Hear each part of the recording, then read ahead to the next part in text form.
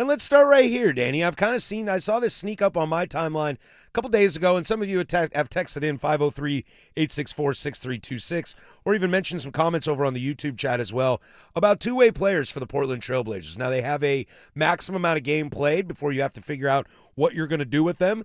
The Blazer two-way players are Caleb Love and Sidy Cissoko, who have been, let's not beat around the bush, major contributors this season. Now, due to necessity, I don't think the game plan going into the year was to have Caleb Love playing as much as he has, or Sidy as much as he has as well. But they have had moments where they've looked really good.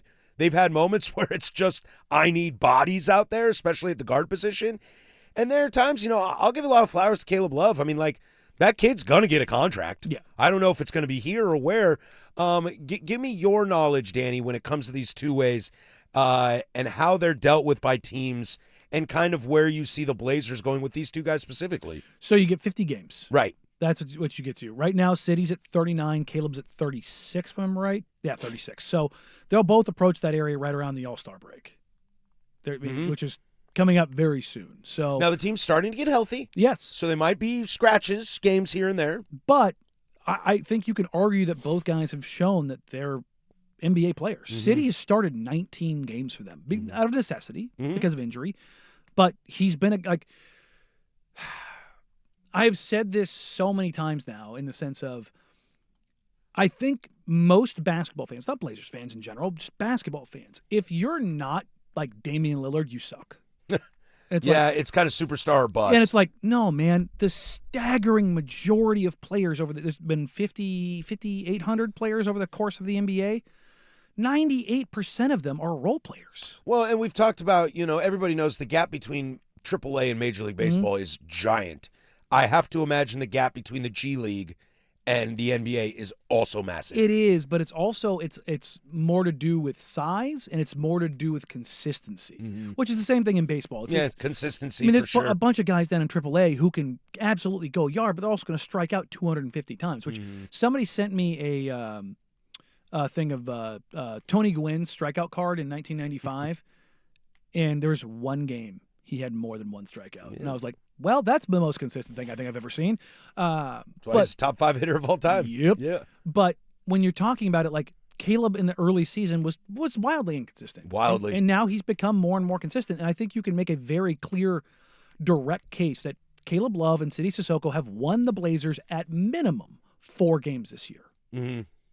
4. Two two-way guys have won you 4 games. Weren't you telling me the other day there was somebody that was saying that how everybody just whiffed on Caleb Love? Fran. Oh, it was Fran Fraschilla. He was hiding in plain sight. Yeah, it's like I loved Caleb in college. I loved him to death at Arizona. We know what the Caleb Love experience is. Yeah, we do. It's hang on. He's going to get shots up. But I've said this so many times. Getting shots up, like if you want to go after like Scoot or Shaden in the early years here, watch Caleb Love play. His feel, his IQ, not necessarily consistency, but knowing when to get a shot up, knowing when to drive, knowing when to make a play, and not doing the deer in the headlight thing, that comes out of, number one, experience, number 2, out of his feel and IQ. Like, that's just something Shea and Scoot didn't get because they didn't play college basketball. Like, it was like, well, Scoot played in the G League. Cool. Roll the ball out with the G League Ignite and watch them lose by 40. No kidding. G League is a tough watch. Well, it's not just the G League, but G League Ignite, which was nothing but kids, basically, plus a vet or two. And it's ISO ball, and it's I'm getting mine, and when there's no coaching, no defense. When the Ignite came through 2 years ago with Ron Holland and Modest Buzelis, I was sitting right behind the Blazers bench. And the Blazers bench, the G League guys, the remix, were talking endless trash to all of these kids. They're up like 38 points. Just, you're trash. You have no business being in the league. Babacar Sane, a big kid, was like, I think he was 19 at the time. They were down like 30-something, and he had like 3 horrendous possessions in a row, and they're giving it to him. He finally scores, and he turns over and flexes. They laugh at him. Oh, yeah. They're like, they all did the same thing. They all pointed at the scoreboard like, dog, are you serious? Yeah, it's like when you see in the fourth quarter a guy gets a big catch and it's a first down and he celebrates and you're losing by Spins the ball, first down. Losing by 2 tuds. And you're like, take the ball and go back. Yeah. Hand it to the ref, go back.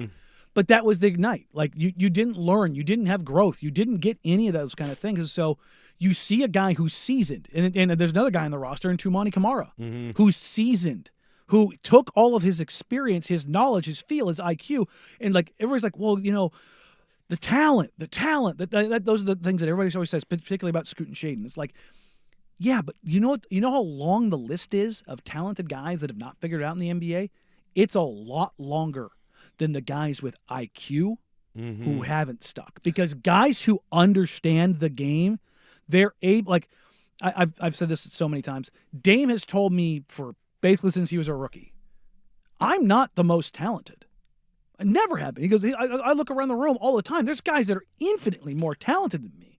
But number one, nobody will ever outwork me. He has a psychopathic work ethic. He watches film and has watched film endlessly since he was at Weber State. And Phil Beckner basically gave up on him and made Dame decide if he wanted to be a pro or not.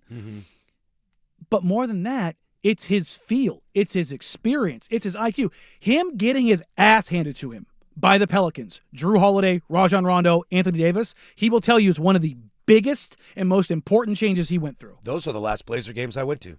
I went to both of those games. Down by 40 at halftime. Had really nice courtside seats too.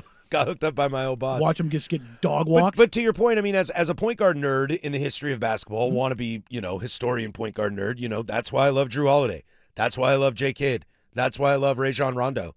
That's why I grew up loving John Stockton. Smart guys. Yes, high IQ. None of those dudes were the best player on their team. Maybe J. Kidd for a little bit in some of his career, but he really exploded when he wasn't the best player on his team, especially when he got Dirk.